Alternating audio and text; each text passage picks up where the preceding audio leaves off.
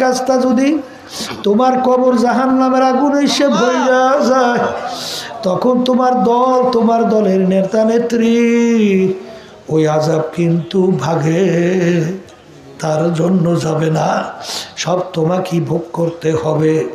এই জন্য বাজান সবসময় মনে রাখো, আল্লাহ রসুল তার কলিজার টুকরা সন্তান ফাতেমা রাদিয়াল্লাহু তাআলা আনহা তাকে ইঙ্গিত করে বলছিলেন, ইয়া ফাতেমা তুয়ান ইজি নাফসাকে বিনান নার, এই ফাতেমা দুনিয়ায় থাকা অবস্থায় নিজে আমল করো, জাহান্নামের আগুন থেকে বাঁচো।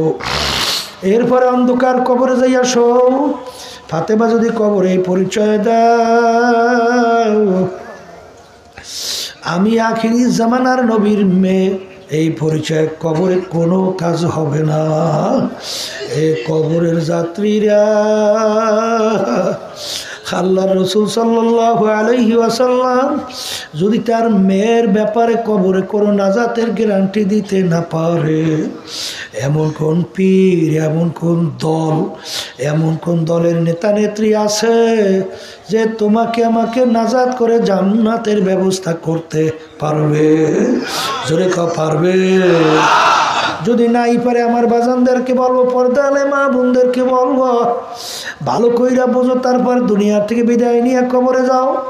বাজান মুসলমান তো থাকবে আল্লাহর দলে, আর আল্লাহর দল বলে তার নীতি আদর্শের নাম হলো ইসলাম। মুসলমান থাকবে ইসলামের সঙ্গে, আর অন্যান্য বিজেতারা দুনিয়াতে শান্তির লক্ষ্যে তাও তারা থাকবে ইসলামী নীতি আদর্শের সঙ্গে। জোরে বলেন কথা ঠিক না বেঠিক? কারণ বাজান তামাম দুনিয়া ইতিহাস পড়লে দেখবেন আজ পর্যন্ত কোনো মানব রচিত তন্ত্রমন্ত্রের মাধ্যমে কখনোই দুনিয়াতে কোথাও শান্তি আসে নাই, কোনোদিন আসতে পারে না, আসবে না। কিন্তু যেখানে ইসলামী নিয়ম নীতি আদর্শ বাস্তবায়ন ছিল, সেখানে বিজাতিরা পর্যন্ত শান্তির লক্ষ্যে তাদের দেশ ছেড়ে সেখানে এসে বসবাস করছিল। জোরে বলেন কথা ঠিক না বেঠিক?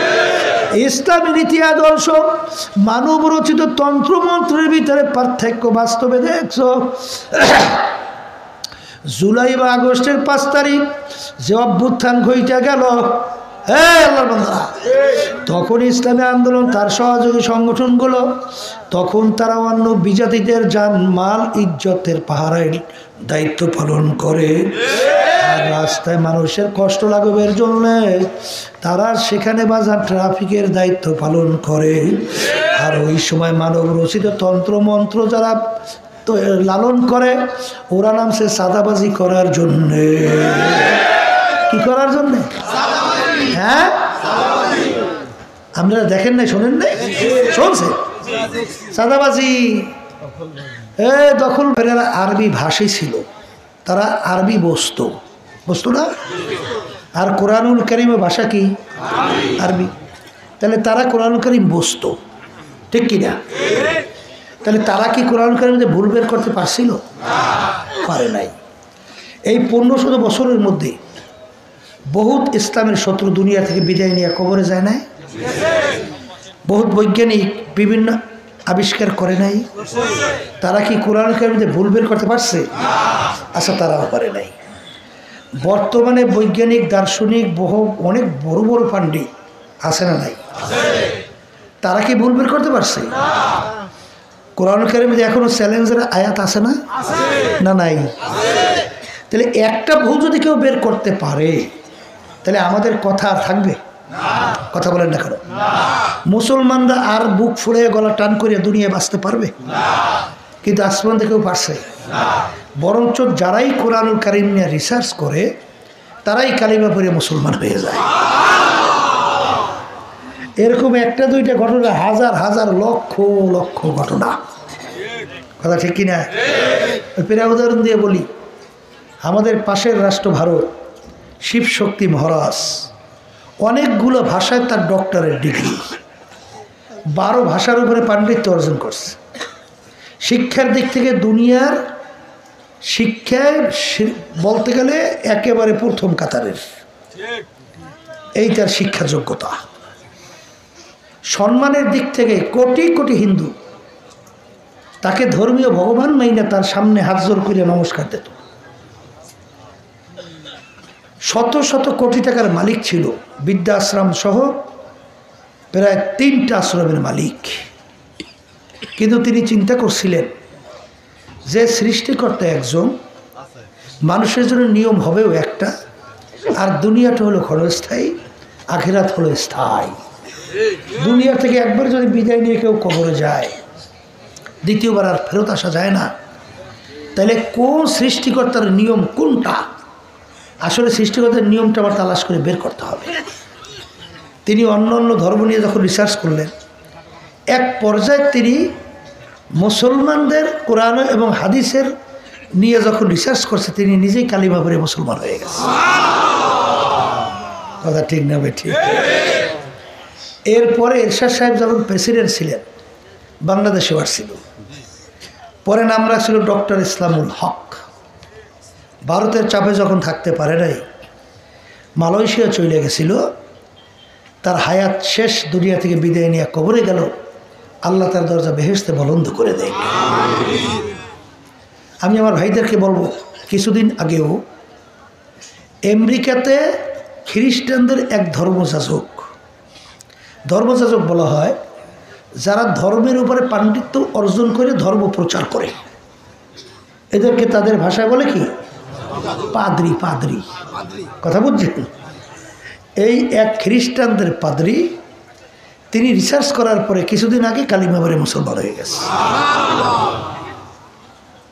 আপনারা জানেন যে কানাডার টরন্টো ইউনিভার্সিটি রাজধানী, টরন্টো ওই রাজধানী, তো সেখানে ইউনিভার্সিটির প্রফেসর কেরি মিরল, তিনি যখন মুসলমানদের পণ্ডিত আহমদ দিদারের সঙ্গে ডিবেট হয়, সেখানে এক পর্যায়ে তিনি কোরআনুল কারীম রিসার্চ করতে যাইয়া তিনি নিজেই কালিমা পড়ে মুসলমান হয়ে যায়। এরকমভাবে হাজার হাজার লক্ষ লক্ষ বিজাতিরা রিসার্চ করে কালিমা পড়ে কি হয়? এরপর আমার বাজানদেরকে বলবো, পর্দা আলে মা বোনরা যারা শুনতেছেন, এখন আমাদের মাঝে কোরআনুল কারীম আছে, এখনো চেষ্টা কিন্তু কম চলে না, কিন্তু ভুল বের করতে পারে না। তাহলে এই আলোচনার মাধ্যমে আমরা কি বুঝলাম? কোরআনুল কারীম সত্য। আসতে বলে, তাই কোরআনুল কারীম যদি সত্য হয়, আমার ভাইদেরকে বলবো, দেখবেন দুনিয়ায় যদি কেউ মামলায় পড়ে, চেহারা বিবরণ হয়ে যায় না? হ্যাঁ, ঠিকমতো ঘুম থাকে, খাওয়াও ঠিক মতো নাই। যদি জিজ্ঞাসা করে ব্যাপার কি, আপনার চেহারা বিবরণ হলো কেন? কলে শোনেন নাই? কি শুনলাম? কলে আমার বিরুদ্ধে কেস হয়েছে। তা কেস হয়েছে তাতে কি হয়েছে? কলে কেসের যে কায়দা, জেলেও যাওয়া লাগতে পারে। তাই জেলে যাইবেন, বেশ ভালো কথা, খাইতেও তো দেবে, সেখানে সইতেও দেবে। তা বর্তমান আধুনিক যুগে ফ্যানও তো করে, তাই সমস্যা কি? কলে সমস্যা বোঝেন নাই, স্বাধীনভাবে চলা যায় না। কি স্বাধীনভাবে চলা যায় না? এই চিন্তায় কিন্তু ঘুম খাওয়া অনেকাংশে কি নষ্ট, চেহারা বিবরণ। কিন্তু হে আমার মুসলমান বাজানরা, হে পর্দা আলে মা বোনেরা, কোরআনুল কারীম সত্য। আর আখেরাতের 5টা মামলা আপনার আমার সামনে দাঁড় হয়ে আছে। একটা মৌতের মামলা, কবরের মামলা, কিয়ামতের ময়দানের মামলা, মিজান পুলসিরাতের মামলা। এই মামলায় যদি খোদা নাখাস্তা একবার কেউ ঠকেন, যেই জেলখানা আল্লাহ রাব্বুল আলামিন বানায় রাখছে, ওই জেলখানার নাম হলো জাহান্নাম। জেলখানার নাম কি? ওই জাহান্নামের শাস্তির কথা আল্লাহ রাব্বুল আলামিন কুরআনুল কারীমের ভিতরে, হাদিসের ভিতরে যেভাবে দিয়েছেন, আল্লাহ রাসূল সাল্লাল্লাহু আলাইহি ওয়াসাল্লাম অল্প বয়সে তার দাড়ি মোবারক পাইকে গেছে, অল্প বয়সে তার পিঠ মোবারক গুজো হয়ে গেছে। সাহাবায়ে কেরাম বললেন, আল্লাহ রাসূল সাল্লাল্লাহু আলাইহি ওয়াসাল্লাম, এত অল্প বয়সে আপনার দাড়ি মোবারক কেন পাকলো? আপনার পিঠ মোবারক কেন গুজো হলো? আল্লাহ রাসূল সাল্লাল্লাহু আলাইহি ওয়াসাল্লাম বলেন যে, আমার সাহাবারা, আমি রসুল যা জানি তা তো তোমরা জানো না, আমি রসুল যা দেখি তোমরা তো দেখো না, আমি রসুল যা শুনি তোমরা তো শোনো না। আল্লাহ রাব্বুল আলামিন কুরআনুল কারীমের মধ্যে যারা বেনমাজি, ঠিকমতো 5 ওয়াক্ত নামাজ পড়ে না, যারা বেরোজগারিয়া, যারা ঠিকমতো রমজান মাসে রোজা রাখে না, যারা ধনী হওয়ার পর হজ যাকাত আদায় করে না, এই যারা আল্লাহর হুকুম পর্দা ফরজ এইটা যারা নাকি পর্দা করে না, যারা হারাম হালাল তমিজ করিয়া খায় চলে না, হাদিসের মধ্যে আসছে যেই হারাম মালের দ্বারা রক্ত এবং গোশত তৈরি হবে তার জায়গা জাহান্নাম ছাড়া হবে না। নাউজুবিল্লাহ বলে। তা আমার মালিক এই ঘুষখোর, সুদখোর, মিথ্যাবাদ, জুলুমবাজ এদের বিরুদ্ধে যে আযাবের ঘোষণা দিছেন, ওই 1 সেকেন্ডের আযাব সহ্য করার শক্তি কোনো মানুষের নাই। তা আমার উম্মত কিভাবে এই জাহান্নামের আগুনে জ্বলবে, এই চিন্তা আমি রসুলের দাড়ি মোবারক পাইকে গেছে, আমার পিঠ মোবারক গুজো হয়ে গেছে। কারণ মানুষ যখন ঈমান আনে না, দিনদার হয় না, এমনভাবে আল্লাহ রাসূল সাল্লাল্লাহু আলাইহি ওয়াসাল্লাম পেরেশান হয়ে গেছিল, মনে হয় নিজের ধ্বংস হয়ে যাবে। আল্লাহ রাব্বুল আলামিন আয়াত নাযিল করছেন, হে আমার রাসূল, আপনাকে তো দুনিয়াতে আমি পাঠাইছি শুধুমাত্র দাওয়াত পৌঁছাইয়া দিবেন, ওরা মানে বা না মানুক এ দায়িত্ব জোর করে মানো না আপনার না, এটা বুঝবো আমি মাওলা ওদের সঙ্গে। এই জন্য আল্লাহ রাসূল সাল্লাল্লাহু আলাইহি ওয়াসাল্লাম আপনার আমার চিন্তায় তার দাড়ি মোবারক পাকলো, পিঠ মোবারক গুজা হলো, কারণ ওই আযাব ও গজব এত ভয়াবহ যা 1 সেকেন্ড সহ্য করার দুনিয়ার কোনো মানুষের শক্তি নাই। এখন আমার বাজানদেরকে বলবো, আসলে আমরা মুসলমান দাবি করি, ইমানদার দাবি করি, কিন্তু আমাদের এই গুরুত্বটা কেন আসে না? ইমানের দুর্বলতা। ইমানের কি দুর্বলতা। কিন্তু আল্লাহ রাব্বুল আলামিন কোরআনুল কারীমের ভিতরে বলছেন, আমিনু কামা আমানান নাস। এই বসে ওরে করো কি হচ্ছে? আল্লাহ রাব্বুল আলামিন বলেন তোমরা ঈমান আনবা, ঈমানের ধরনটা কেমন হবে? ঈমানের ধরনটা হবে কেমন? আল্লাহ রাব্বুল আলামিন বলেন সাহাবায়ে কেরামরা যেভাবে ঈমান আনছিল তোমাদের ঈমানের ধরনটা ওইভাবে হবে। সাহাবায়ে কেরামদের ঈমান মানে বিশ্বাস, বলেন ঈমান মানে কি? এখন বিশ্বাসটা কেমন হবে? সাহাবায়ে কেরামদের বিশ্বাসটা যেভাবে ছিল, সাহাবায়ে কেরামদের বিশ্বাস কেমন ছিল শোনেন। ওমর ফারুক রাদিয়াল্লাহু তাআলা আনহু অর্ধেক দুনিয়া রাজত্ব করছিলেন না, বাংলাদেশের মতো প্রায় 200 দেশের রাজা। তাদের ঈমান বিশ্বাসটা কেমন ছিল খেয়াল করে। নীল নদী প্রতি বছর একটা সময় শুকিয়ে যাইত। নিয়ম ছিল একটা যুবতী সুন্দরী মেয়েকে যদি নীল নদীর ভিতরে জবাই করা হতো তাহলে পানি আসতো, আর যদি একটা সুন্দরী মেয়েকে বলি না দেওয়া হইতো, জবাই না দেওয়া হতো, পানি আসতো না। আর নীল নদীর পানি এত গুরুত্ব, ওই পানি খাইয়ে মানুষ বাঁচত, ওই পানি দিয়ে ফসল হয়, ওই ফসল খাইয়ে মানুষ বাঁচে, কত বড় গুরুত্ব। এখন মুসলমানদের আয়ত্তে যখন নীল নদী আসলো, নিয়ম অনুযায়ী নীল নদীর পানি শুকিয়ে গেছে। এখন নিয়ম কি? একটা যুবতী সুন্দরী মেয়েকে বলি দেওয়া লাগবে। ইসলামে জায়েজ আছে না? আসতে বলে আছে। তাইলে পানি নিয়ে আসলে তো লক্ষ লক্ষ মানুষ মারা যাবে। পানি নেই, ফসল নাই, সব না খাইয়ে মরবে। এখন পালা কি? আমিরের কাছে যখন সংবাদ পেল, আমির বলতেছে বলো কি? তাই একটা মেয়ে জবাই দেওয়ার ভিতরে পানি আসা না যাওয়ার ক্ষমতা, আমার আল্লাহর ক্ষমতা কোথায়? বিশ্বাস বোঝেন? বিশ্বাস কাকে বলে? এরপর তিনি বলতেছেন নীল নদীর কাছে একটা চিঠি লেখে। কার কাছে? কি সুবহানাল্লাহ বলেন না? আমাদের যুগ হইলে আল্লাহ মাফ করুক, আমাদের যুগ হইল কি কইতো যে পাগলের দল। নদীর কাছে চিঠি লেখে না সুস্থ মানুষ, হ্যাঁ? কিন্তু তিনি নীল নদীর কাছে চিঠি লেখে, হে নীল নদী, যদি তুমি আল্লাহর হুকুমে জারি হও তাহলে জারি হইয়া যাও, আর যদি আল্লাহর হুকুমে জারি না হও তোমাদের পানি আমাদের লাগবে না। Direct action. যাও এই চিঠি নিয়ে নীল নদীর ভিতরে ফালাও। চিঠি নদীর ভিতরে ফালাইতে কথার কথা দেরি, চিঠি পড়ার সঙ্গে সঙ্গে পানি এসে পুরাপুরি নীল নদী পরিপূর্ণ। ওই যে নীল নদী পানি ভরছে আজ পর্যন্ত আর শুকায় নাই। এর নাম হলো ঈমান। আবার বলেন এর নাম কি? এর নাম হলো ঈমান। আপনারা জানেন নবীর একদল সাহাবারা যখন লোকদের কাছে ইসলামের দাওয়াত দিতে গেল, এলাকার লোক এত খারাপ, দাওয়াত তো গ্রহণ করেই নেই, বরঞ্চ তারা একটু বসবে, রাত্রি যাপন করবে, জায়গাও দেয় নাই। এখন রাত্রে যাবে কোথায়? সাহাবায়ে কেরামদের জামাতের আমির সিদ্ধান্ত নিল যে আজকে রাত্রে আমরা জঙ্গলের ভিতরে রাত্রি যাপন করব। কির মধ্যে? আর কেমন জঙ্গল বোঝেন? যেই জঙ্গলের ভিতরে বাঘ, সিংহ, হিংস্র প্রাণী অভাব নাই, বিষাক্ত সাপের অভাব নাই।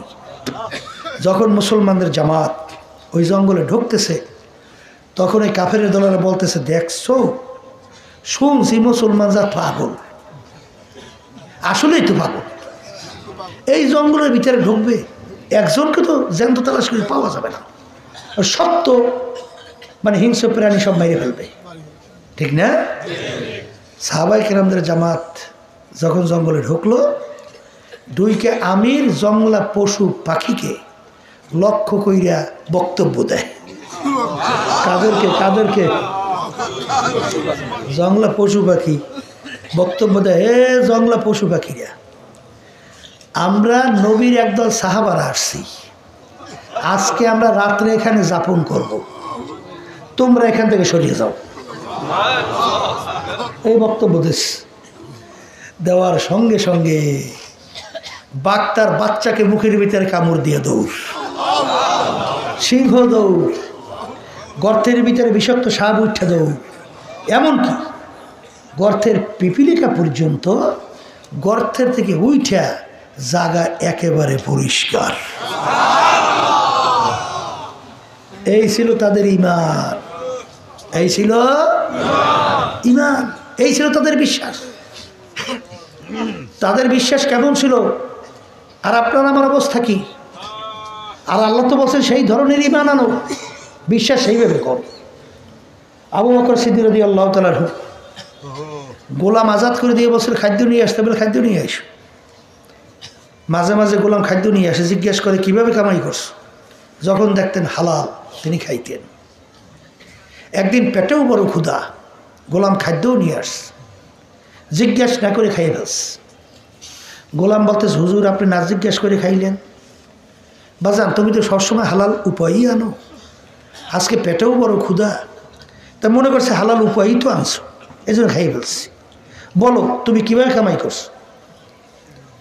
তখন গোলাম বলতেছে, হুজুর আমি যখন কাফের ছিলাম, জাদুবিদ্যার মাধ্যমে একটা লোককে তদবির করছিলাম, ওই লোকটার সঙ্গে এখন দেখা, ওই লোকটা ওই তদবিরে ভালো হয়ে গেছে, ওই ভালোর বিনিময়ে আমাকে এই খাদ্য দিছে।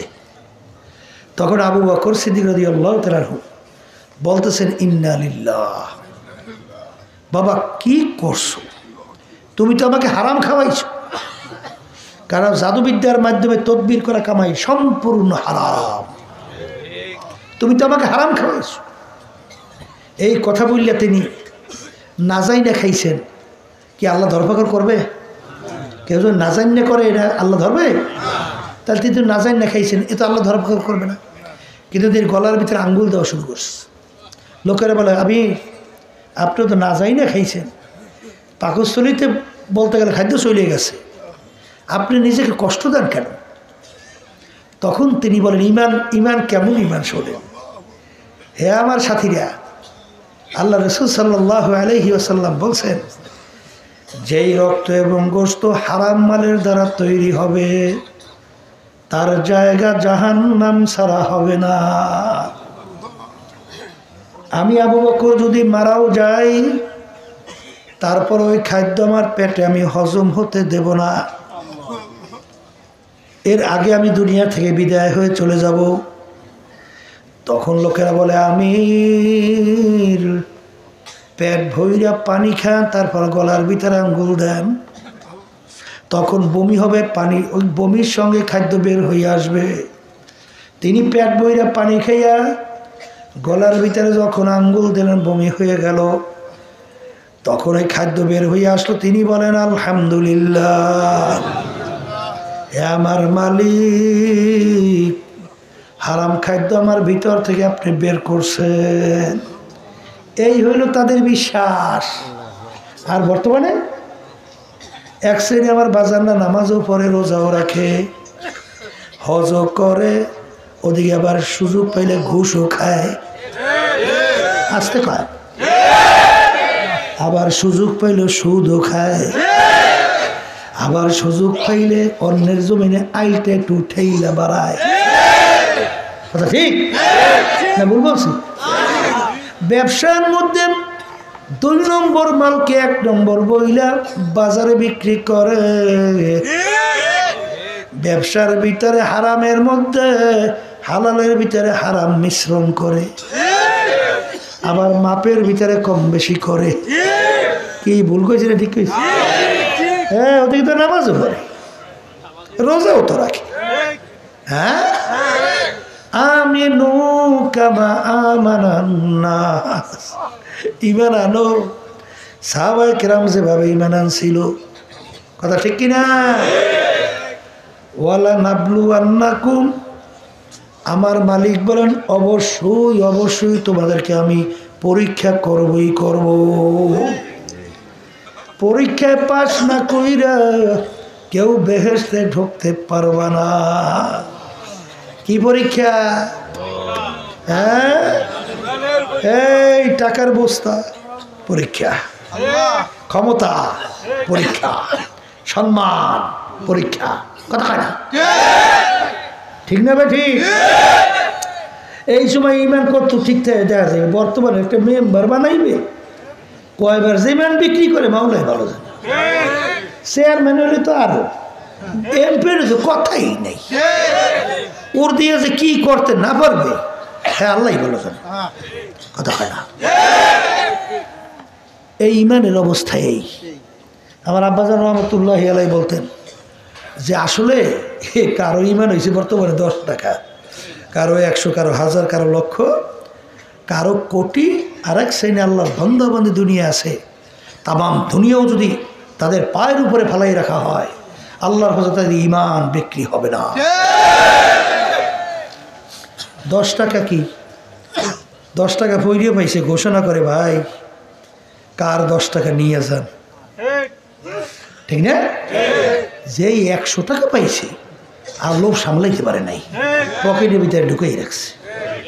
ইমান 10 টাকা, 10 টাকা সামলাইছে, 100 টাকা সামলাইতে পারে নাই। আবার 100 টাকা পাইছে, ঘোষণা করছে কার নিয়ে যান।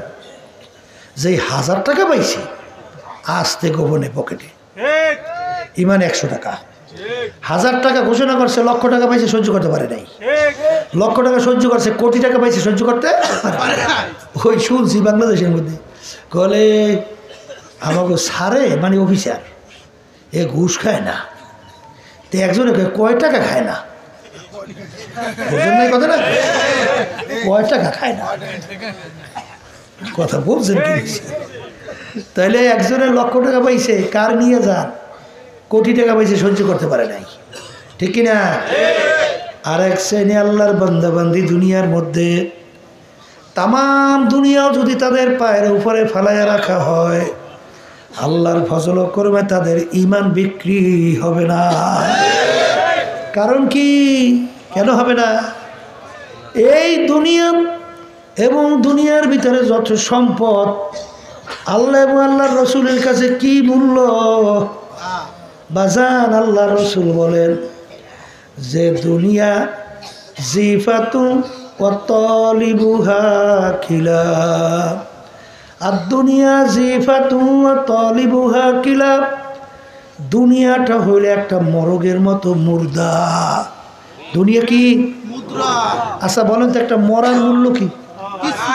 কথা কয় এই একটা মরার মূল্য আছে কি? আছে? পানির ভিতর থেকে একটা মোরগ ভাইসে যায়, ওর পিছনে মানুষের দল দৌড়ে না কুত্তার দল? কখন মোরগ নদীর কিনারায় আসবে আর সেইরে ভাইরে খাইবে, ঠিক কিনা? এই আল্লাহ রসুল বলতেছেন যে এই দুনিয়া এবং দুনিয়ার যত সম্পদ, এই দুনিয়াটা হলে একটা মোরগের মতো মুর্দা। মোরগের কোনো মূল্য আছে? তা আল্লাহ বা আল্লাহ রসুলের কাছে আর কোনো মূল্যই নেই। অন্য হাদিসের ভিতরে আল্লাহ রসুল সাল্লাল্লাহু আলাইহি ওয়াসাল্লাম বলেন, দুনিয়া এবং দুনিয়ার ভিতরে যত সম্পদ কাব্বাউদতের, আল্লাহর কাছে একটা মাছি বা মশা পাকনা আছে না, পাকনা পাকনার মতো। মাছি মশা পাকনার মূল্য আছে কি? আসতে কয় এই লক্ষ লক্ষ মাছি মশার পাকনা একাত্রিত কইরা যদি বাজারে নিয়ে যান, এই মাছি মশার পাকনা কয় টাকা বিক্রি হয়? হ্যাঁ, কোনো মূল্য আছে? তারপর আল্লাহ রাব্বুল আলামিন ওই উদাহরণ দিলেন কেন? কারণ আল্লাহ সৃষ্টি করছেন 18,000 কম বেশি মাখলুকাত, আর এই মশা মাছিটাও তো আল্লাহর সৃষ্টি। তাই যে একটা জিনিস তৈরি করে ছোট হোক, তার প্রতি তার একটা মায়া থাকে না, গুরুত্ব থাকে না? তা আল্লাহ রাব্বুল আলামিন যেহেতু মশা মাছি তৈরি করছেন, ওর গুরুত্ব তো আল্লাহর কাছে আছে। কি কথা ঠিক কিনা? এই জন্য বাজান ইতিহাস পড়লে দেখবেন, আমিনু কামা আমানান নাস, তোমরা ঈমান আনো সাহাবায়ে কেরাম যেভাবে ঈমান আনছিল। সাহাবায়ে কেরামদের দুনিয়ার ব্যাপারে কেমন তাদের এই সম্পদের মূল্য। বাজান আবু বকর সিদ্দিক রাদিয়াল্লাহু তাআলা আনহু বাজান 40,000-এর মতো স্বর্ণ মুদ্রা প্রকাশ্যে আল্লাহর রাস্তায় দান করছিল, শোনেন নাই? আবার 40,000 স্বর্ণ মুদ্রা গোপনে আল্লাহর রাস্তায় দান করলো। কথা বোঝেন? কুরাইশ বংশের লোক, ওদিকে বড় লিডার, শিক্ষিত বড়, আল্লাহ রাস্তায় দান করার পরে বা সব কিছু মূল্যহীন হওয়ার পরে একটা সালার চট গায়ে আর একটা সালার চট পরনে। সালার চট চেনেন? এই সালার চট ছিটিয়ে গেছে, এখন যে সালার চট কিনে জোড়া দেবে সেই পয়সাও নাই। কি বোঝেন? এই অবস্থা আল্লাহ রাসূল সাল্লাল্লাহু আলাইহি সাল্লামের দরবারে বসা। এই অবস্থাটা আমার মালিকের কাছে বড় পছন্দ হয়ে গেল। আল্লাহ রাব্বুল আলামিন জিবরাইল আমিনকে ডাক দিয়ে বলে, জিবরাইল যাও আমার হাবিবকে যাইয়া বলো আমি আবু বকরের কাছে সালাম পাঠাইলাম। আর আবু বকরকে জিজ্ঞাসা করতে বইল, আবু বকর এত বড় বংশের লোক, এত বড় ধনী মানুষ, এত বড় নেতা গোছের লোক, এই অবস্থায় পড়ার পরে আবু বকর কি আমার উপরে খুশি না বেজার? এইটা যাইনি আইসো। জিবরাইল আলাইহিস সালাতু ওয়াস সালাম আসছে, আইসা বলে আল্লাহর রাসূল, আল্লাহ রাব্বুল আলামিন আবু বকরের কাছে সালাম পাঠাইছে আর জিজ্ঞাসা করতে বলছে এই অবস্থায় পড়ার পর আবু বকর মালিকের উপরে খুশি না বেজার, আমার মাওলা জানতে চাইছে। আল্লাহ নবী ডাক দেয়া বলে, আবু বকর আমার মালিক তোমার কাছে সালাম পাঠাইছে আর জিজ্ঞাসা করতে বলছে এই অবস্থায় পড়ার পরে মালিকের উপরে খুশি না বেজার, আমার মালিক জানতে চাইছে। তিনি দুই চোখের পানি ছাইরা কান্দে আর বলে, ইন্নী লিরাব্বির রাজ, ইন্নী লিরাব্বির রাজ, আমি আমার মাওলার উপরে খুশি, আমি আমার মাওলার উপরে খুশি। এই চিন্তা ভাবনা কইয়া টইয়া কেউ এবার সব দান করে নিশ্চয়ই বই থাকেন না। কথা বোঝেন নাই? যুদ্ধের ব্যাপারে আল্লাহ রাসূল সাল্লাল্লাহু আলাইহি ওয়াসাল্লাম বলেন সহযোগিতা করো। ওমর রাদিয়াল্লাহু তাআলা চিন্তা করলেন যে আবু বকর রাদিয়াল্লাহু তাআলার সঙ্গে নেকের পাল্লা দিয়ে বলে পারি না, জিততেই যায়।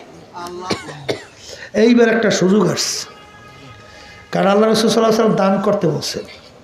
তা আল্লাহ আমাকে সম্পদ দেশে বেশি, দানও করব বেশি, সওয়াবও আবু বকরের মাল কম, দান করতে পারবে কি কম, সওয়াবও কম। মিসকি মিসকি হাসে। এই ওমর রাদিয়াল্লাহু তাআলা মাল নিয়ে এসে প্রায় অর্ধেক এক জায়গায় রাখছে, বিরাট মালের স্তূপ। ওসমান গনি রাদিয়াল্লাহু তাআলা মাল নিয়ে আসছে 3 ব্যাগের প্রায় 1 ভাগ, বিরাট মালের স্তূপ। আবু বকর সিদ্দিক রাদিয়াল্লাহু তাআলা মাল নিয়ে আসছেন একটা পোটলায় বাঁধিয়া, এক কর্নারে পরিবেশ। ওমর রাদিয়াল্লাহু মিসকি মিসকি আসে, এইবার নাকি মারছি, বুঝলেন না? আল্লাহ রাসূল সাল্লাল্লাহু আলাইহি ওয়াসাল্লাম জিজ্ঞেস করে ওমর, ওসমান, আবু বকর, হে ওমর কি পরিমাণ মাল নিয়ে এসো? হুজুর প্রায় অর্ধেকের মতো। ওই মাল, মাশাআল্লাহ অনেক মাল। ওসমান, হুজুর ওই প্রায় 3 ভাগের 1 ভাগ, মাশাআল্লাহ অনেক। আবু বকর তুমি? বলে হুজুর ওই কি পরিমাণ আছে? হে আল্লাহর রাসূল, আমার যত সম্পদ ছিল এমনকি ঘরের নুনের বাটিটাও পর্যন্ত নিয়ে আসছি, কিছু রেখে আসি। এই আবু বকর ঘরের জন্য কি রেখে আসছে? কলে ঘরের জন্য রেখে আসছে আল্লাহ এবং আল্লাহ রাসূলকে। ওমর রাদিয়াল্লাহু তাআলা বলে আমি খোদার কসম করে বলছি আবু বকরের সঙ্গে নেকের পাল্লায় কেউ পারবে না। এই কথা শুনিয়ে আবার দান করে সব নিঃস্ব হইবেন, ব্যাপার বোঝেন নাই? হাসানাতুল আবরারে সাইয়্যাতুল লিল মুকাররাবিন, যারা আল্লাহর নৈকট্যে পৌঁছে যায় আর যারা আল্লাহর নৈকট্যে পৌঁছতে পারে নাই, নেককার নেক কাজ করে, তাদের নেক কাজ যে করে নেককারের নাকি। আর যারা আল্লাহর নৈকট্যে পৌঁছে গেছে ওই নেককারদের নেকি আল্লাহর যারা নৈকট্যে পৌঁছে যারা খাস বান্দা হয়ে যায় তাদের জন্য ওইটাও গুনাহ, তার জন্য ওইটাও কি গুনাহ। এই আপনার আমার অবস্থা তো ওই পর্যন্ত ওই দরজায় পৌঁছতে পারছেন? পারেন নাই। এই ওয়ালিদ রাদিয়াল্লাহু, খালিদ বিন ওয়ালিদ নাম শুনছেন? রাদিয়াল্লাহু তাআলা। এক কাফের এসে বলতেছে তোমার খোদার বলে এত পাওয়ার, বিসমিল্লাহ বলে এত শক্তি, এক পেয়ালা বিষ নিয়ে আসছে, বিষ, এই বিষ খাই হজম করে দেখাইতে পারো? খালিদ বিন ওয়ালিদ রাদিয়াল্লাহু তাআলা বলেন যে বিষের কোনো শক্তি নাই, সব শক্তি আমার আল্লাহর। এই কথা বইলে এক পেয়ালা বিষ একেবারে ঢোক করিয়ে ডক্টর করে গিয়ে লিখে ফেলেছে, কিছু হয় নাই। এখন এই মনে করিয়ে কেউ ওর বিষ খাইয়েন না, কথা বোঝেন কিছু? কারণ বিষের ভিতরে আল্লাহ রাব্বুল আলামিন ক্রিয়া রাখছে মরণ, ক্রিয়া কি মরণ। তাহলে ব্যাপারটা কি? কলে হাসানাতুল আবরারে সাইয়্যাতুল লিল মুকাররাবিন, যেই বন্দা বান্দা আল্লাহর নৈকট্যে পৌঁছে যায় সরাসরি আল্লাহর সঙ্গে যোগাযোগ হয়ে যায়। যোগাযোগ হয়ে মালিক বলেন এইটা কর, এইটা করিস না, ঠিক না বাড়ি? ইব্রাহিম আলাইহিস সালাতু ওয়াস সালামকে নমরুদ আগুনে ফেলাইছে না? ফেলাইছে। আল্লাহ রাব্বুল আলামিন বলে ইব্রাহিম ওই চাইয়ে দেখো তোমার ওই আগুনের কুণ্ডলি ও দেখি সুন্দর আরামদায়ক বাগান হয়েছে, দেও লাভ। কি কথা খানা কথা ঠিক না বেঠি? এইটা তো সরাসরি আল্লাহর সঙ্গে যোগাযোগ হয়ে যায়। এইটা চালাকি করিয়ে আবার কেউ যদি খোদা না কাছটায় বিষ খাইয়ে মরে, আত্মহত্যা, চিরতরে জাহান্নাম। কথা ঠিক কিনা? এটা কিন্তু বোঝা লাগবে। তাই যেই কথা বলতে চাইছিলাম, ইমান আনা লাগবে ধরন কাদের কাদের ধরন বলেন, মুখ খুললে বলেন কাদের? সাহাবায়ে কেরামদের ধরন। কথা ঠিক কিনা? এখন আমার ভাইদেরকে বলবো, পর্দা আলে মা বোনদেরকে বলবো, শোনেন সাহাবায়ে কেরামদের বিশ্বাস কেমন ছিল, আপনার আমার বিশ্বাস কেমন? কোরআনুল কারীমে তাদের বিশ্বাস কেমন ছিল, আপনার আমার বিশ্বাস কেমন? ওমর রাদিয়াল্লাহু তাআলা আনহু রাস্তার ভিতরে হাঁটে, পথের ভিতরে পোয়াল, পোয়াল ছিলেন তো, আমরা বরিশালের বলি নাড়াকুটা, আর আপনারা বলেন পোয়াল, বুঝছেন তো? ওই যে ধানের নাড়াকুটা মানে পোয়াল, ভেজা নাড়াকুটা পোয়াল রাস্তার ভিতরে পাইয়া হাতের ভিতরে উঠাইয়া তাকাইয়া তাকাইয়া দুই চোখের পানি ছাইরা দিয়া কান্দে আর বলে, হে পোয়ালে নাড়াকুটা ফেজা, তুই আমার চেয়ে অনেক ভালো, কারণ তুই মাটির সঙ্গে মিলা যাবি, তোর কোনো হিসাব নাই, নিকাশ নাই, তোর কোনো জাহান্নামও নাই। আর আমি ওমর মানুষ, কিয়ামতের ময়দান আমার মালিকের সামনে দাঁড়াইয়া হিসাব দেওয়া লাগবে। ও পোয়ালো নাড়াকুটা ফেজা, তুই আমার চেয়ে অনেক ভালো, যেই মামলার তদবির নাই তার কিন্তু খালাস নাই। আল্লাহর ওলিদের ইতিহাস পড়লে দেখবেন, সাহাবায়ে কেরামদের ইতিহাস পড়লে দেখবেন বাজান, তারা কিন্তু কাঁদতে কাঁদতে মাওলার কবরে চলে গেছিল। আহা, ইয়া আল্লাহ, আপনি আমাদেরকে ঈমানকে মজবুত করেন, নির্ভেজাল করেন। এ কবরের যাত্রীরা, এ পর্দার আড়ালের মা বোনেরা, ভালো করে মনকে বোঝো, তারপর দুনিয়া থেকে বিদায় নিয়ে কবরে যাও।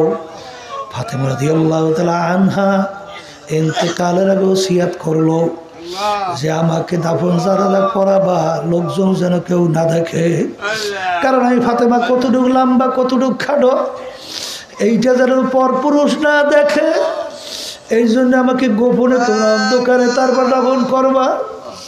আল্লাহু আকবার, আল্লাহু আকবার। বাজান, তাদের বিশ্বাসটা কেমন ছিল, তোমার আমার বিশ্বাস কেমন? এক শ্রেণী আমার বাজানরা, পর্দালে মা বোনেরা, তাদের ইমানের অবস্থায় এই আখিরাত আল্লাহকেও খুশি রাখবে, দুনিয়াকেও খুশি রাখবে। অর্থাৎ দুনিয়ার দলের মানব রচিত কুফরি তন্ত্র মন্ত্র সেই নেতা নেত্রীদেরকেও খুশি রাখবে, আবার মসজিদে যাইয়া নামাজ পড়ে আল্লাহকেও খুশি রাখবে। কিন্তু বাজান, তোমার চিন্তা ভুল। আল্লাহ রাসূল সাল্লাল্লাহু আলাইহি ওয়াসাল্লাম বলেন যে দুনিয়া এবং আখিরাতের সম্পর্ক হলো কাজুররাতাইন, দুই সতীনের মতো। দুই সতীন এক স্বামী যেরকম একসঙ্গে খুশি রাখতে পারে না, একজনকে খুশি করলে অন্যজন বেজার হবেই হবে। ঠিক আল্লাহ রাসূল সাল্লাল্লাহু আলাইহি ওয়াসাল্লাম বলেন, যদি কেউ আখিরাতকে খুশি করো, দুনিয়া বেজার হবে হবে। আবার কেউ যদি দুনিয়াকে খুশি করে, আখিরাত বেজার হবেই হবে। একসঙ্গে দুটোটাকে খুশি রাখা যায় না। যদি বলেন কথা ঠিক কিনা? একসঙ্গে দুটোটাকে খুশি রাখা যায় না। আমার দাদা রাহমাতুল্লাহি আলাইহি বলতেন, বাজান, আব্বাজানের মুখে শুনছিলাম যে তোমার মৌতের সময় ঈমান নিয়ে কবরে যাইতে পারবা কিনা, আর তুমি কিয়ামতের ময়দানে প্রথম চড়ে বেহেশতে যাইতে পারবা কিনা, না কিছুদিন জাহান্নামের আগুনে ভুইগা তারপর বেহেশতে যাওয়া। কিভাবে বুঝবা? দুনিয়ার ভিতরে তোমার দুইটা কাজ সামনে আসে, একটা দুনিয়ার গুরুত্বপূর্ণ কাজ, ওদিকে নামাজেরও সময় যায়। এখন তোমার পরীক্ষা, তুমি কি আখিরাতের নামাজের কাজটা আগে সারলা, না তুমি দুনিয়ার কাজটা আগে করলা? যেইটাকে তুমি অগ্রাধিকার দিবা, মনে রাখো কিয়ামতের ময়দানে কিছু জাহান্নামের আগুনে ভুইগে তারপর বেহেশতে যাওয়া লাগে নাকি?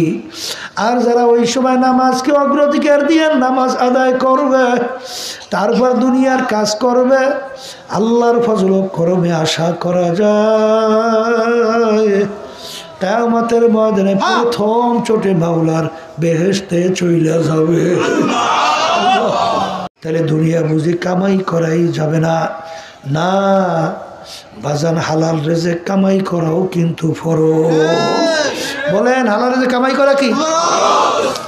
আল্লাহ রাব্বুল আলামিন কোরআনুল কারীমের ভিতরে বলছেন, ফাইদা কুদিয়াতিস সালাতু ফান্তাশিরু ফিল আরদ ওয়াবতাগু মিন ফাদলিল্লাহ ওয়াযকুরুল্লাহা কাসীরা। আল্লাহ রাব্বুল আলামিন এখানে নামাজ আদায় করার পরে বলতেছে, দেরি না কইরা তোমার জমিনের মধ্যে নামো। কেন? জমিনের ভিতরে নামবা হালাল রিজিক কামাই করার জন্যে, কিন্তু ওই রিজিক কামাই করার মধ্যে আযকুরুল্লাহ কাসীরা, ওই কামাই রোজগারের মধ্যেও আমার স্মরণ বেশি বেশি পরিমাণে করবা। এই বেশি বেশি পরিমাণে কর না, দোকানদারি করবা।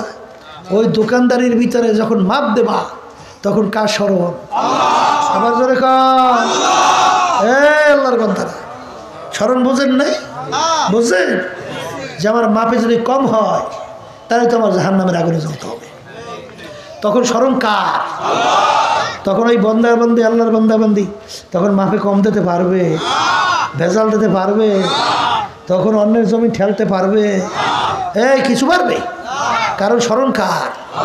ওয়াযকুরুল্লাহ কাসীরা, আমার স্মরণ বেশি বেশি পরিমাণে করবা।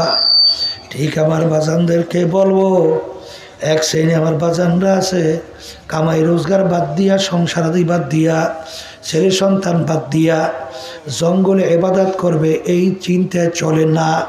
নামি গুয়াম কে আজ দুনিয়া জুদা বাস, বাহার কারে কে বাসিবা খোদা বাস। আমার মালিক তোমাকে আমাকে বলে নাই যে সমস্ত দুনিয়ার কাজকর্ম ফেলাইয়া রাইখা কামাই রোজগার বাদ দিয়া জঙ্গলে যাইয়া শুধু আমার ইবাদত করো। এটা কিন্তু আমার মালিক তোমাকে আমাকে হুকুম করেন নাই। আমার মালিক বলছেন বিবাহ শাদীও করা লাগবে, বাচ্চা গাছি আল্লাহর ফজলে থাকবে, সব ব্যবসা বাণিজ্য থাকবে, কিন্তু ওর মধ্যেও আমার জিকির বেশি বেশি করবা। এই জন্য আমার ভাইদেরকে বলবো, পর্দারে মা বোনদেরকে বলবো, বাজার দুনিয়া কিন্তু ক্ষণস্থায়ী, আখিরাত হলো স্থায়ী। বড় লোক আমার বাবারা, ধনী আমার বাবারা, শিক্ষিত আমার বাবারা, হে ক্ষমতা সম্পন্ন আমার বাবারা, ভালো করে মনকে বুঝাও, তারপর কবরে রওনা করো।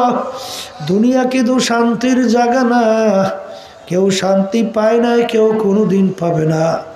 বাজার দুনিয়ায় কেউ কোনোদিন থাকে না, কেউ কোনোদিন থাকতেও পারবে না। আসলে দুনিয়ার জিন্দিগিটা কয়দিন। কিয়ামতের ময়দানে একজন আরেকজনকে জিজ্ঞাসা করবে, হে আমার ভাই কাম লাবিসনা, আমরা দুনিয়ার ভিতরে কতদিন ছিলাম?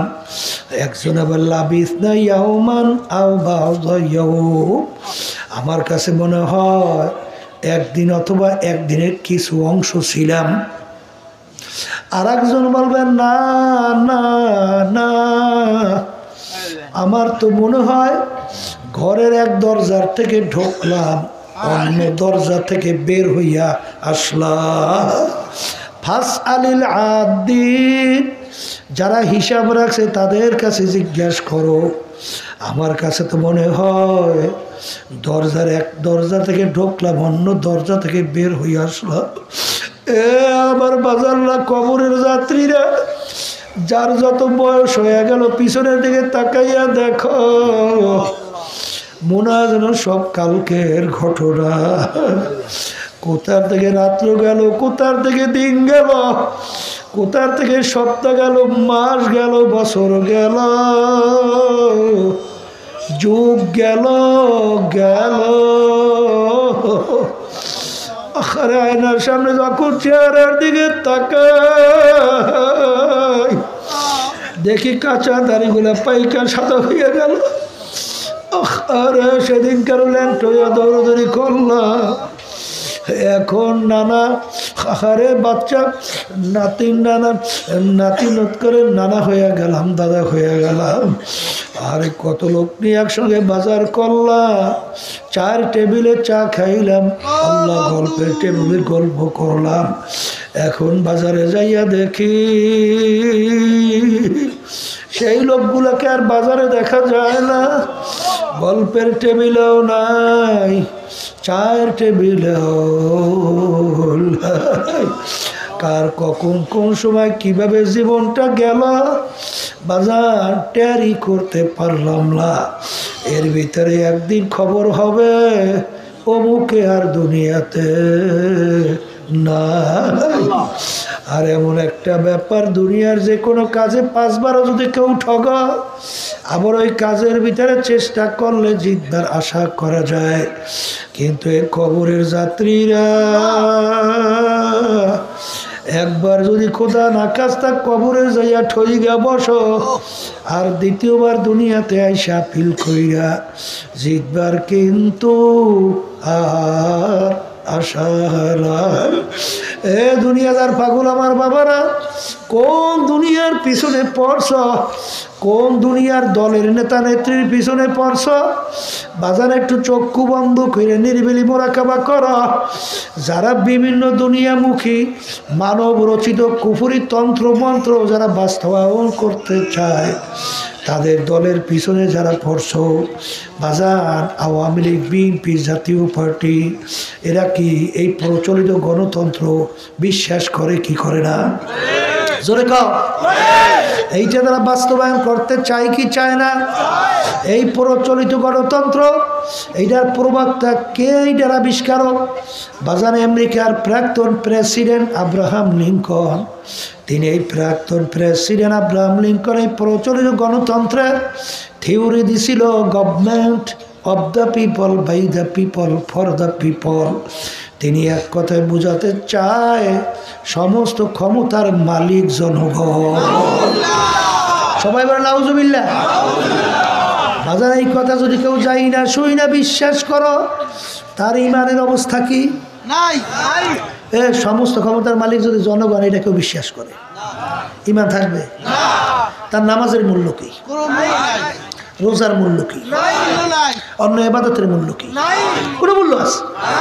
আমরা ইমান নেওয়ার সময় কি পড়ছি? খায়রিহি ওয়া শাররিহি মিনাল্লাহি তাআলা ওয়াল বাসি বাদাল মাউত। ভালো মন্দের মালিক আল্লাহ, রিজিক দেওয়ার মালিক আল্লাহ, মারুই না বাসুইরা মালিক আল্লাহ, আইন দেওয়ার মালিক আল্লাহু আকবার। ইমান নেওয়ার সময় বললা আইন দেওয়ার মালিক আল্লাহ, আর এখন স্বীকার করো আইন দেওয়ার মালিক জাতীয় পার্টি, মানুষ। বিএনপি মনে করে জনগণ, আওয়ামী লীগ মনে করে জনগণ। আর তুমি নামাজ পড়ো, রোজা রাখো, আর খুব ইমানদার দাবি করো। তাআওয়ানু আলাল বিররি ওয়াত তাকওয়া ওয়া লা তাআওয়ানু আলাল ইসমি ওয়াল উদওয়ান। আমার মালিক বলেন তোমরা ভালো কাজের সহযোগিতায় থাকো, অসৎ কাজের বিরোধিতায় থাকো। আমি বলছি না আল্লাহ, আমি বলছি না আল্লাহ। হ্যাঁ, কি করতে পারছি তা জানি না, কি করতে পারছি তা জানি না। সবসময় ওই কথা মনে রাখো বাজান, ইব্রাহিম আলাইহিস সালাতু ওয়াস সালামকে নমরুদ যখন আগুনে ফালাইল, একটা ব্যাঙ বারবার পানির ভিতরে লাফ দেয়, পানি ঢোক গেলে ওইটা আবার আগুনের দিকে প্রস্রাব করে। কি দিকে? কি দিকে প্রস্রাব করে? এই ব্যাঙের পানির পরিমাণ কতটুক? একেবারে অল্প। এতটুক পানি তো আগুনের কাছেও যায় না, আর এতটুক পানি দ্বারা আগুন নেবেও না। ব্যাঙ যখন পানি শেষ হইয়া যায়, আবার পানির ভিতরে লাফ দেয়, পানি ঢোক গেলে ওইটা আবার আগুনের দিকে প্রস্রাব করে। জিজ্ঞাসা করে ব্যাঙ, এরকম তুমি কেন করো? তোমার পানি তো আগুন পর্যন্ত যায়ও না, আর এতটুক পানি দ্বারা আগুন তো নেবেও না। তখন ব্যাঙ বলছিল যে আমি জানি আমার পানি আগুন পর্যন্ত যায় না, আর এতটুক পানি দ্বারা আগুন নেবেও না। আমি এরকম কেন করি? আল্লাহ এবং তার খলিল ইব্রাহিম দেখো, আমি ব্যাঙ তাদের পক্ষে আছি। এই জন্য হাদিসের ভিতরে আসছে, আল্লাহ রাসূল সাল্লাল্লাহু আলাইহি ওয়াসাল্লাম বলেন, লা তাকতুলু দেবদা, তোমরা ব্যাঙকে মাইরো না। কারণ ব্যাঙ ইব্রাহিম আলাইহিস সালাতু ওয়াস সালামের আগুন নিবাইতে সহযোগিতা করছিল। এর কবরের যাত্রীরা বাজান আমলের ত্রুটির কোনো শেষ নাই। কিন্তু বাজান আমরা ইমানদার মুসলমান, আমাদের থাকা লাগবে আল্লাহর পক্ষে। আসতে কয় কার পক্ষে? আর আল্লাহর পক্ষে থাকলে তার নীতি আদর্শের নাম কি বলেন? তাহলে তোমার আমার জড়াই থাকা লাগবে ইসলামী নীতি আদর্শের সঙ্গে। কিন্তু বর্তমানে কিন্তু ইসলামের ডাকাইতে ধরছে, কিন্তু ধরছে ডাকাইতে, বুঝেন নাই? ওই একটা কথা আছে, একটা লোকের শখ জাগছে হাতের ভিতরে বাঘ আঁকবে। বাঘ কি আঁকবে? বাঘ। আর শখ, এখন বাঘ আঁকতে গেছে, এখন যারা বাঘ আঁকে এখন আগে হাত দিয়ে হাতের ভিতরে ফোড়া দেয় না, যেই ফোড়া দেওয়া শুরু করছে চিল্লেই করছে, ভাই থামেন, ব্যথা ভাই, আপনি কি করতেছেন? কলে বাঘের মাথা। কলে বাঘটা থাকবে হাতের মধ্যে, মাথা না থাকলে হবে কি? আর একটা আঁকো। এখন পেটটাকে চিল্লেই ওঠে, কি আঁকো? কলে পেট। ওটা থাকবে হাতের মধ্যে, পেট না থাকলে হইবে কি? ওরা কি খাইবে? তো এখন কইতে কইতে একটা বাক্যে দেয় না, সব শেষ। মাথা নাই, পেট নাই, লেজ নাই, পাও নাই। এখন কলে বাঘ আঁকে দাও। এখন আকুন্যালা কইতেছে, যেই বাঘের মাথা নাই, পেট নাই, পাও নাই, লেজ নাই, ও আমার বাপের বসে আমি জিন্দিগিতে ওই বাঘ দেখি নাই। আর ওই বাঘ আমি আঁকতেও জানি না। বর্তমানে ইসলাম গুন্ডে ধরছে, বুঝেন নাই? নাম দেয় ইসলাম, 3.5 হাত বড়িতে ইসলাম না, নাম দেয় ইসলাম। ওদিকে মহিলাদের পোশাকাদির ব্যাপারে করে বলে রেস্ট্রিকশন নাই, গুন্ডায় ধরছে, গুন্ডায়। সতর্ক থাকা লাগবে, বুঝেন নাই বাংলা কথা? খুব সতর্ক থাকা লাগবে। কারণ সর্বনাই কি মনে আছে মেয়া? চোর ধরা পড়ছে, চোর। কি ধরা পড়ছে? সুবহানাল্লাহ। এই সুন্নতি জামা, টুপি পাস করলি মাথায়, পাগড়ি কান্দে, সুন্নতি দাড়ি, ধরা পড়ছে চোর। এর অর্থ কি? ও কি দাঁড়িয়ে রাখছে সুন্নতের নিয়েতে? টুপি মাথায় দেখছে সুন্নতের নিয়েতে? লাম্বা জামায় সুন্নতের নিয়েতে? ও দেশে দেয় যে যেই পরিবেশ, এই পরিবেশের ভিতরে চুরি করতে হলে ওই পরিবেশ ধরন ছাড়া চুরি করা যায় না। কথা কয় না? কথা ঠিক না বা ঠিক? শেষ ধরা পড়ছে চোর। বাজানদারকে বলো সতর্ক হইয়া চলা লাগবে, সর্বনাই পরীক্ষা করে দেখা লাগবে। কবরে কোনো সর্বনাই পরিচয় আছে? হ্যাঁ, যদি কেউ যে পরিচয় আমি সর্বনাই লোক না পাওয়া যায়? হ্যাঁ, কোনো সর্বনাই না, কোনো সারসিরে নাই, কোনো ভুরভুরা নাই, কোনো ৮৮ রাজার বাগ দেওয়ান মাইজবান্ডান নাই, আছে? কোনো আওয়ামী লীগ, বিএনপি, জাতীয় পার্টি নাই। কবরে প্রশ্ন কয়টা? মান, অমান, দিন, অমান, নাবি। এই ৩ প্রশ্নের মধ্যে কোথাও কি পাইছেন তুমি সর্বনাই কিনা? কথা কয় না? তুমি সারসিনা, জৈনপুর, রাজারবাগ, দেওয়ানবাগ, ৮৮ শিশুরেশ্বর পাইছেন কোথায়? তাইলে বাজানদেরকে বলবো ঈমান আনা লাগবে সাহাবায়ে কেরামদের ধরন। কারণ আল্লাহ রসুল বলছেন, এ আমার উম্মতের, আমার আগের নবীর উম্মতদের ভিতরে ৭২ দল ছিল, আমার উম্মতদের ভিতরে ৭৩ দল হবে। সহিহ হাদিস মেশকাত শরীফের ভিতরে আসছে, তিরমিজি শরীফের মধ্যে আসছে। আল্লাহ রাসূল সাল্লাল্লাহু আলাইহি ওয়াসাল্লাম বলে, আমার উম্মতে দল কয়টা? বলেন, মুখ খুলে বলেন। এই ৭৩ দলের ভিতরে ৭২ দল ধ্বংসপ্রাপ্ত হইয়া জাহান্নামে চইলা যাবে, আর একটা দল শুধুমাত্র নাজাত পাইয়া জান্নাতে চইলা যাবে। সাহাবায়ে কেরাম জিজ্ঞাসা করেন, আল্লাহ রাসূল কোন দল? ৭৩ জন লোক, ৭২ জন ধ্বংস প্রাপ্ত, একটা লোক নাজাত পেয়ে জান্নাতে। কোন লোকটা নাজাত পেয়ে জান্নাতে যায়? পরিচয়টা কি? আল্লাহ রাসূল সাল্লাল্লাহু আলাইহি ওয়াসাল্লাম পরিষ্কার বলেন, মা আনা আলাইহি ওয়া আসহাবি। এই মাপকাঠি আল্লাহ রাসূল সাল্লাল্লাহু আলাইহি ওয়াসাল্লাম আমি এবং আমার সাহাবারা বলে যেই পথ যেই মত যেই নীতি আদর্শ যেই সুরা সিরা যেই আকীদার মধ্যে আছে, যারাই এই নিয়মে থাকবে তারাই নাজাত পেয়ে জান্নাতি। সরবরাই সারসিনা বুঝি না, আটরশি চন্দ্রপাড়া বুঝি না, মাইজ বান্ডার বুঝি না, তাবলিগ জামাত বুঝি না, জামাত ইসলাম বুঝি না, আওয়ামী লীগ বিএনপি জাতীয় পার্টি বুঝি না। আমি বুঝি বাজান আমার কবরে আমি যাব, তোমার কবরে তুমি যাবা, তোমার কবরের প্রশ্নের উত্তর তুমি দিবা, আমার কবরের প্রশ্নের উত্তর আমি দেব।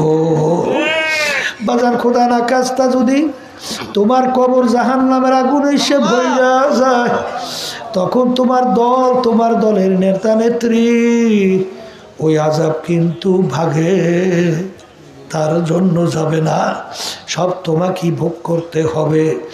এই জন্য বাজান সবসময় মনে রাখো, আল্লাহ রসুল তার কলিজার টুকরা সন্তান ফাতেমা রাদিয়াল্লাহু তাআলা আনহা তাকে ইঙ্গিত করে বলছিলেন, ইয়া ফাতেমা তুয়ান ইজি নাফসাকে বিনান্নার, এই ফাতেমা দুনিয়ায় থাকা অবস্থায় নিজে আমল করো, জাহান্নামের আগুন থেকে বাঁচো। এরপরে অন্ধকার কবরে যাইয়া শো। ফাতেমা যদি কবরে পরিচয় দাও আমি আখিরি জামানার নবীর মেয়ে, এই পরিচয় কবরে কোনো কাজ হবে না। এই কবরের যাত্রীরা আল্লাহ রসুল সাল্লাল্লাহু আলাইহি ওয়াসাল্লাম যদি তার মেয়ের ব্যাপারে কবরে কোনো নাজাতের গ্যারান্টি দিতে না পারে, এমন কোন পীর, এমন কোন দল, এমন কোন দলের নেতা নেত্রী আছে যে তোমাকে আমাকে নাজাত করে জান্নাতের ব্যবস্থা করতে পারবে? জোরে পারবে? যদি নাই পারে আমার বাজানদেরকে বলবো, পর্দালে মা বোনদেরকে বলবো, ভালো কইরা বোঝো, তারপর দুনিয়া থেকে বিদায় নিয়ে কবরে যাও। বাজান মুসলমান তো থাকবে আল্লাহর দলে, আর আল্লাহর দল বলে তার নীতি আদর্শের নাম হলো ইসলাম। মুসলমান থাকবে ইসলামের সঙ্গে, আর অন্যান্য বিজেতারা দুনিয়াতে শান্তির লক্ষ্যে তাও তারা থাকবে ইসলামী নীতি আদর্শের সঙ্গে। জোরে বলেন কথা ঠিক না বেঠিক? কারণ বাজান তামাম দুনিয়া ইতিহাস পড়লে দেখবেন আজ পর্যন্ত কোনো মানব রচিত তন্ত্রমন্ত্রের মাধ্যমে কখনোই দুনিয়াতে কোথাও শান্তি আসে নাই, কোনোদিন আসতে পারে না, আসবে না।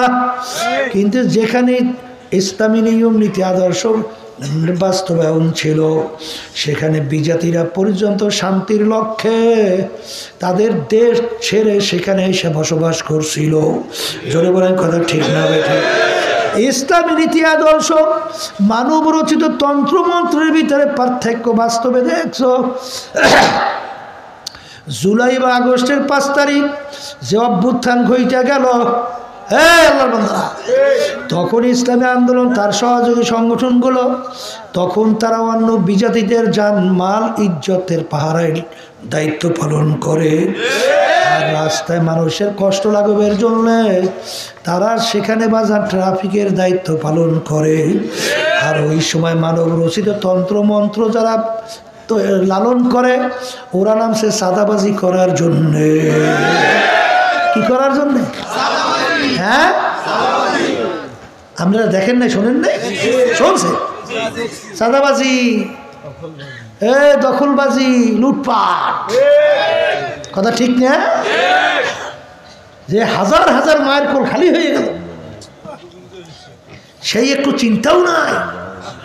ওদের চিন্তা কিভাবে সম্পদ চাঁদাবাজি কইরা, লুট কইরা, দখল কইরা, তারপর ওই হারাম খোরেরা এবং হারামের সম্পদ পাহাড় তৈরি করবে। এই হলো ইসলাম এবং মানব রচিত তন্ত্রমন্ত্রের মধ্যে পার্থক্য। কথা ঠিক কিনা? এই জন্য আমার ভাইদেরকে বলবো, পর্দা আলে মা বোনদেরকে বলবো, বাজান শোনেন, দুনিয়া কিন্তু ক্ষণস্থায়ী, আখেরাত কিন্তু স্থায়ী। দুনিয়া দেখতে না দেখতে শেষ হয়ে যায়, আর আখিরাতের জিন্দেগি শুরু হবে, আর কোনোদিন শেষ নাই। এ আরাম প্রিয় আমার বাবারা, হে বড় লোক আমার বাবারা, হে পর্দার আড়ালের মা বোনেরা, একটু দুনিয়ার সাধারণ আগুনে আঙ্গুল ঢুকাইয়া দেখো, কয় মিনিট কয় সেকেন্ড দুনিয়ার আগুনে আঙ্গুল রাখতে পারবা? দেখবে 1 মিনিট আঙ্গুল রাখার শক্তি দুনিয়ার কোনো মানুষের নাই। কিন্তু আল্লাহ রাসূল সাল্লাল্লাহু আলাইহি ওয়াসাল্লাম বলেন, দুনিয়ার আগুনের চেয়ে 70 গুণ তেজের আগুন জাহান্নামের আগুন। ওই আগুন এমন তেজের হবে, আল্লাহ রাব্বুল আলামিন কোরআনুল কারীমের ভিতরে বলছেন, নারুল্লাহিল মুকাদাতুল্লাতি তাত্তালিউ আলাল আফইদা। এমন তেজের হবে, শরীরের যে কোনো জায়গায় লাগার সঙ্গে সঙ্গে ওই আগুন যে কলিজা পর্যন্ত পয়সা বাজার। আমি বলি না, আল্লাহ বলছেন, আমি শুনাইতেছি। কে মানতে পারবা জানি না, ভালো করে মনকে বুঝাইয়া কবরে রওনা করো। এ দুনিয়াদার পাগল। আরে আজকে ঠান্ডার ভিতরে আমরা ল্যাপ তোষকে শুইয়া ল্যাপ মুড়া দিয়া ঘুমাই।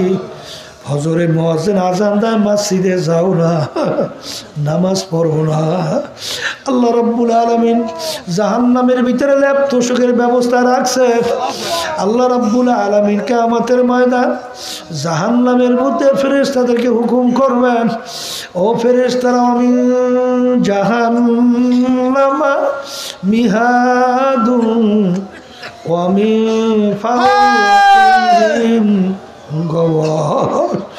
ও ফেরেশতারা জাহান্নামীদেরকে জাহান্নামের তোষকে শোয়াইয়া দাও, এরপর জাহান্নামের ল্যাপটপের গায়ের ভিতরে উঠাইয়া দাও।